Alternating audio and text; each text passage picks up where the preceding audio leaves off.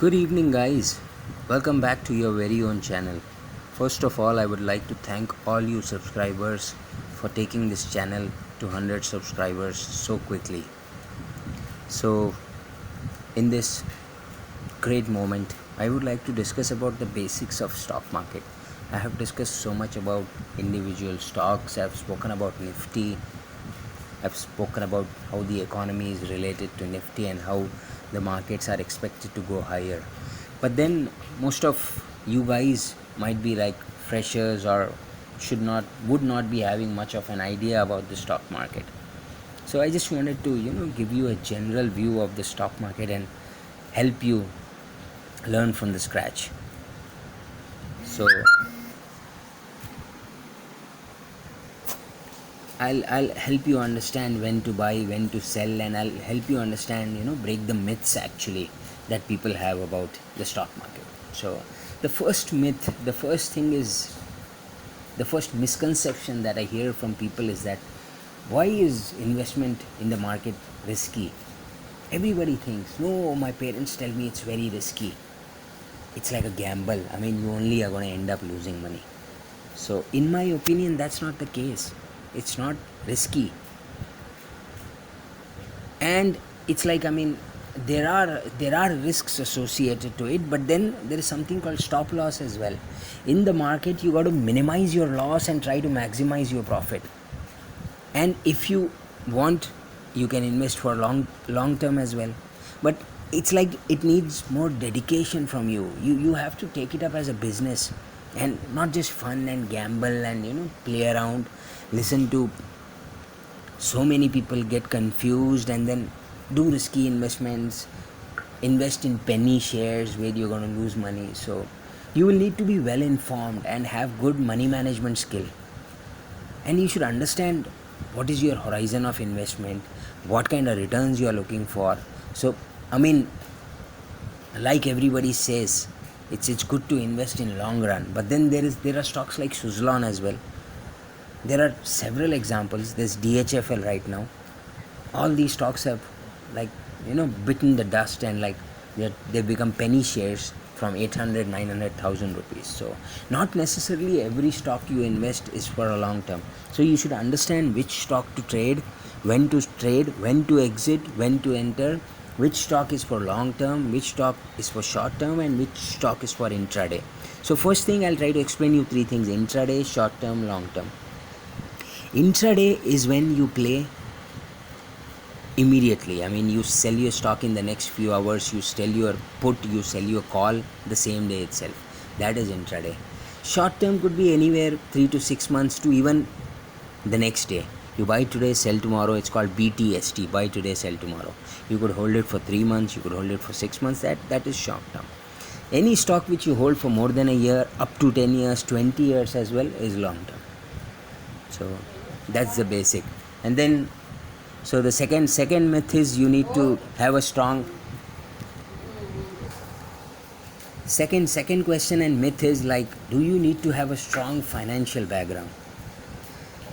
Again, it obviously would help if you are from a financial background, but then there are several people who are not from the financial background and have done extremely good. So again, that myth I would like to, and the living example is Wally himself. Wally is not from a financial background, but then now I have more idea than most people from the financial background. So it's just that you need to have the inclination to learn, to understand stuff. And then stock market is just not about numbers. It's about the economy, it's about what is happening, it's about China, it's about corona. Everything is linked to stock markets, you can say. The coronavirus had such an impact. I mean, it's just a virus, it's just a flu. That's what the great Rakesh Jhunjhunwala said. But just a flu has caused havoc, bloodbath in the markets. Markets like plummeted down. So you can imagine what it is. Stock market is way more than just number game or a gamble. And yes, they say you need money to get money. True to some extent, but again, I believe it's a myth. You don't need like truckloads of money. You don't need lakhs in your account. Rakesh Jhunjhunwala started off with 5,000 and is now at 20,000 crores. So Warren Buffett himself started out with very less amount. So it's like this. What I believe, the Rakesh Jhunjhunwala philosophy, and even Warren Buffett, they do trade, and then the money which they trade, they put in the investments, and that's how they double, triple, quadruple, 10 times their money. Make those stocks multi-baggers. So another thing is, like most of the people, most of these analysts who come on TV say, consult a financial advisor, have a financial advisor, take his decisions.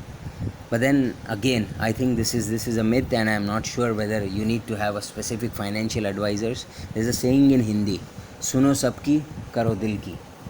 So I think you have to learn, you have to understand, you have to read more Business Times, watch more channels, read newspaper for a start, read Economic Times, understand what's happening near around you. And second, these managers are keep do change their business models, and they have vested interests, so they are the ones who are buying first. For example, Morgan Stanley, S&P, and all these people, they first buy shares in like huge quantity and then come on TV and then release a note saying this share will go up. So obviously he has bought this share and he wants you all to buy the share so that he can sell it to you. At the end, they are the first entrants, and then they are the last ones to exit. So in the end, let me just ask you one general question. Who do you think cares about your money, you or anybody else? So I guess you got the answer. So I have some more questions which generally I think people ask when they think about starting an investment in stock markets. So the first question is, how should I start?